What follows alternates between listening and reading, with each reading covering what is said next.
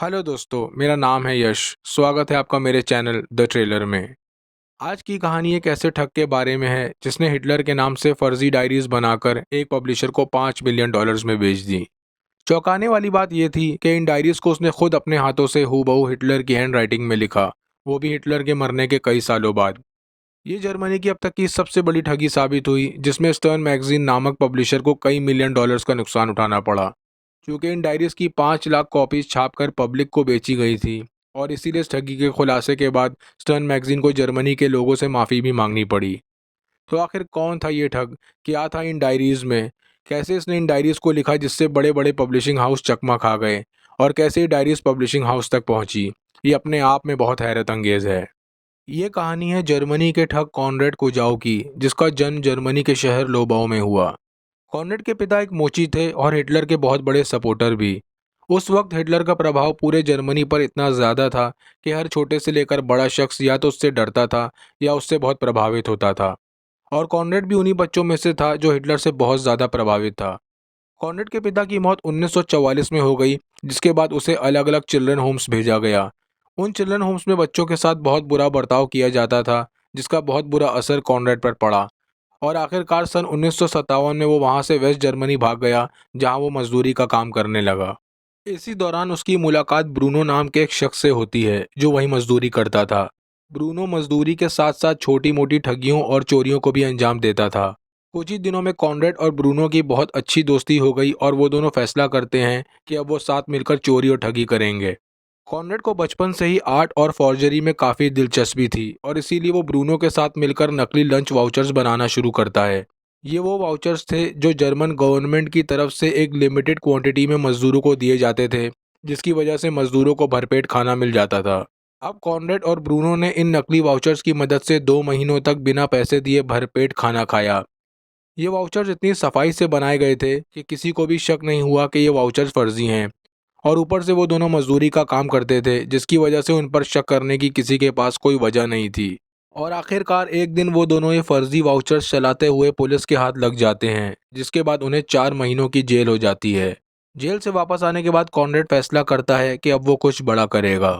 चूँकि कॉनरेड की आर्ट में काफ़ी ज़्यादा दिलचस्पी थी और इसीलिए अच्छी पेंटिंग्स बनाने में उसे काफ़ी महारत हासिल थी। मगर ना तो उसका खुद का कोई पेंटिंग स्टाइल था और ना ही वो मशहूर था। इसलिए वो फैसला करता है कि वो हिटलर की पेंटिंग स्टाइल कॉपी करेगा। बहुत कम लोग जानते हैं कि हिटलर को पेंटिंग्स का बहुत शौक था और उसने लगभग 2000 से 2500 पेंटिंग्स भी बनाई थी। कॉनरेड ये बात बहुत अच्छी तरह जानता था कि हिटलर के स्टाइल की नकली पेंटिंग्स बनाकर वो बहुत अच्छे पैसे कमा सकता है। चूंकि हिटलर को मरे 13 साल हो चुके थे और जर्मनी के लोगों को हिटलर से जुड़ी किसी भी चीज़ को कलेक्ट करने का बहुत शौक था, खासकर वो लोग जो कभी नाजी पार्टी के वर्कर्स हुआ करते थे। और इसी का फ़ायदा उठाकर उसने बहुत सफाई से हिटलर के स्टाइल में नकली पेंटिंग्स बनाई और उन्हें कई लोगों को बेचा। पेंटिंग्स बनाने के लिए जो तरीका उसने इस्तेमाल किया वो ये था कि जिन पेपर्स पर वो पेंटिंग्स बनाता, उन्हें पुराना दिखाने के लिए वो उन पर चाय का पानी डालता और फिर उन पेपर्स को सुखाकर उन पर पेंटिंग्स बनाता। पेंटिंग्स के साथ वो लोगों को एक लेटरनुमा नकली सर्टिफिकेट भी देता, जिसमें ये लिखा होता कि पेंटिंग्स बिल्कुल असली हैं, जिसकी वजह से लोग आसानी से इन पेंटिंग्स को खरीद लेते। कॉनरेड इन ठगियों से इतने पैसे तो बना ले रहा था कि वो आसानी से अपनी ज़िंदगी गुजार सके, मगर उसका लालच और उसके सपने बहुत बड़े थे और तब आता है सन 1978। ये वो साल था जब कॉनरेड हिटलर की हैंडराइटिंग में डायरीज लिखना शुरू करता है। इन डायरीज के बारे में ये बात मशहूर थी कि हिटलर ने इन डायरीज में अपनी हर जंग और अपने हर जुल्म के बारे में लिखा है। इन डायरीज को लिखने के लिए भी कॉनरेड ने वही पुराना तरीका आजमाया। डायरीज के पेजेस पर पहले चाय का पानी डाला, फिर उन्हें सुखाकर उन पर लिखना शुरू किया और फिर उन डायरीज को अपने फर्नीचर पर पटकता ताकि वो देखने में ज़्यादा से ज़्यादा पुरानी दिखाई दे। उसने इन डायरीज को 1935 में आई नाजी ईयरबुक की मदद से लिखना शुरू किया। हालांकि कॉनरेड को ये समझ नहीं आ रहा था कि वो इन डायरीज को किसे और कैसे बेचेगा, और तभी एक दिन गियर्ड हाइडरमैन नाम का एक शख्स उसके दरवाजे पर दस्तक देता है। हाइडरमैन एक कलेक्टर था जिसके पास हिटलर और नाजी पार्टी से जुड़ी बहुत सारी चीज़ों का एक बहुत बड़ा कलेक्शन था। वो हिटलर और नाजी पार्टी से इतना ज़्यादा प्रभावित था कि उसे जैसे ही उनसे जुड़ी किसी भी चीज़ के बारे में पता चलता, वो उसे फ़ौरन ख़रीद लेता। और इसीलिए जैसे ही उसे इन डायरीज़ के बारे में पता चला, वो कॉनरेड के पास पहुंच गया। हाइडरमैन एक कलेक्टर के अलावा जर्मन मैगजीन का रिसर्चर भी था, जो जर्मन मैगजीन स्टर्न के लिए रिसर्च का काम भी करता था। हाइडमैन इस बात से बहुत ज़्यादा खुश और रोमांचित था कि इन डायरीज के मिलने के बाद वो इन डायरीज से बेशुमार दौलत कमा सकता है। कॉनरेड भी इस बात से बहुत ज़्यादा खुश था कि उसे अपनी इन नकली डायरीज के लिए खरीदार मिल गया था। कॉनरेड ने हाइडमैन को इन डायरीज के बारे में ये बताया कि ये डायरीज वर्ल्ड वॉर में होने वाले एक प्लेन क्रैश के बाद नाजी आर्मी जनरल ने संभाल कर रख ली थी और उसने ये डायरीज उस आर्मी जनरल से ही खरीद ली थी।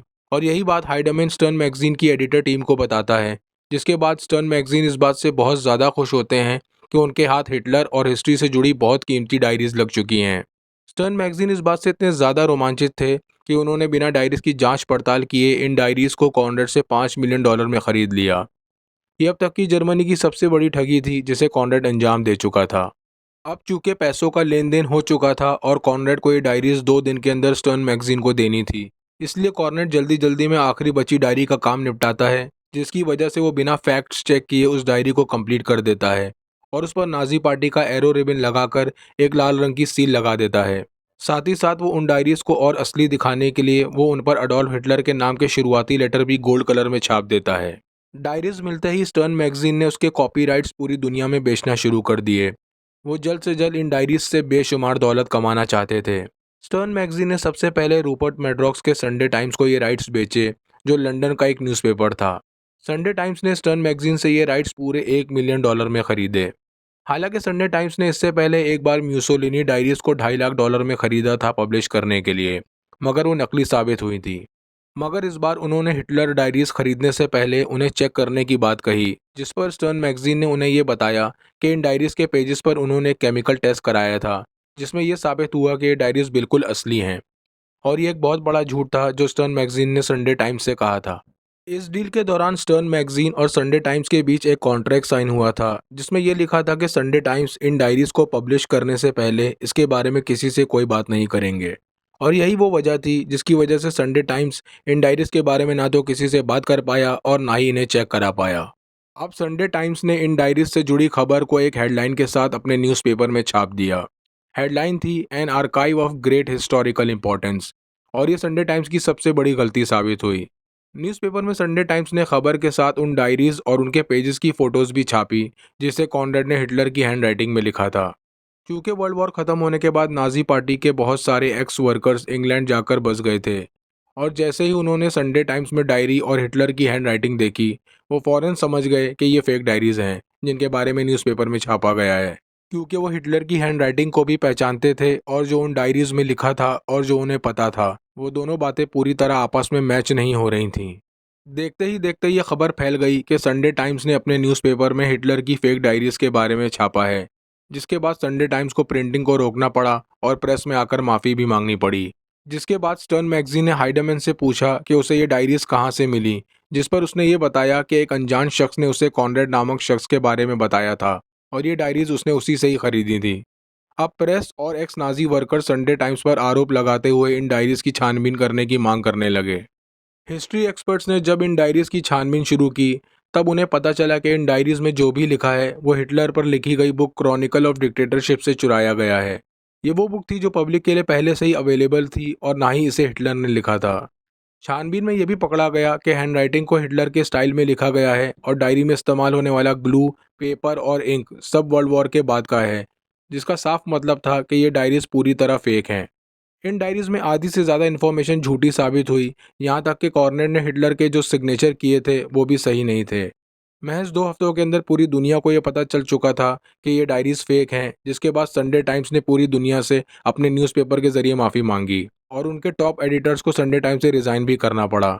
जिसके बाद संडे टाइम्स स्टर्न मैगजीन से अपने पैसों की वापसी की मांग करने लगा। हाइडमैन से पूछताछ में कॉनरेड का नाम सामने आने के बाद पुलिस ने दोनों को गिरफ्तार कर लिया, मगर पूछताछ के दौरान दोनों एक दूसरे पर डायरीज लिखने का इल्ज़ाम लगाने लगे।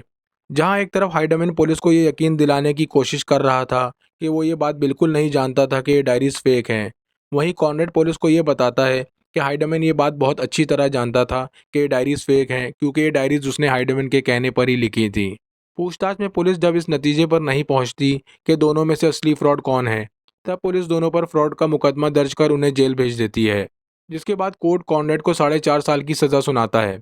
वहीं दूसरी तरफ स्टर्न मैगजीन ने जो पैसे हाइडमैन को दिए थे डायरीज के बदले, वो एक बोट से बरामद होते हैं। चौंकाने वाली बात यह थी कि ये बोट कभी नाजी चीफ हरमन गोरिंग की हुआ करती थी, जिसकी बेटी के साथ हाइडमैन का अफेयर था। उधर कॉनरेड भी अपने अच्छे बर्ताव की वजह से जेल से 3 साल में ही बाहर आ गया, मगर तब तक पूरी दुनिया जान चुकी थी कि इन फेक डायरीज को बनाने में कॉनरेड की ही महारत थी, और इसी वजह से वो बहुत मशहूर हो गया। अब उसे बड़े बड़े न्यूज़पेपर और मीडिया हाउस इंटरव्यू के लिए बुलाने लगे, और कॉनरेड भी इस शोहरत को एंजॉय करने लगा जो उसे एक फ्रॉडस्टर बनकर मिली थी। साथ ही साथ ये मीडिया हाउसेज उसे बहुत अच्छे पैसे भी दे रहे थे अपनी स्टोरी बताने के लिए। अब कॉनरेड बहुत मशहूर हो चुका था और लोग ज़्यादा से ज़्यादा उसके बारे में जानना चाहते थे। तब वो फैसला करता है कि वो अपने नाम से एक आर्ट गैलरी खोलेगा, जहां वो फेक पेंटिंग्स को कॉनरेड फॉर्जरी पेंटिंग्स के नाम से बेचेगा। यहाँ वो बड़े बड़े पेंटर्स की फेक पेंटिंग्स बनाकर अपने नाम से बेचने लगा। चूंकि कॉनरेड बहुत मशहूर हो चुका था, इसीलिए ये जानते हुए भी कि ये पेंटिंग्स फेक हैं, लोग उन पेंटिंग्स को अच्छे दाम पर खरीद लेते, जिससे कॉनरेड बहुत अच्छे पैसे कमाने लगा।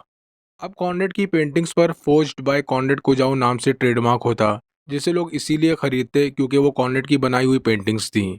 हालांकि कभी कभी इन पेंटिंग्स की वजह से उसे छोटी मोटी परेशानियों का सामना करना पड़ता था, जिससे वो पुलिस को पैसे देकर निपटा देता था। और आखिरकार सन 2000 में उसे पेट का कैंसर हो गया, जिसकी वजह से सितंबर सन 2000 को 62 साल की उम्र में उसकी मौत हो गई। आपको ये कहानी कैसी लगी, कमेंट सेक्शन में लिखकर ज़रूर बताएं। चैनल को लाइक और सब्सक्राइब करें। मिलते हैं नेक्स्ट वीडियो में।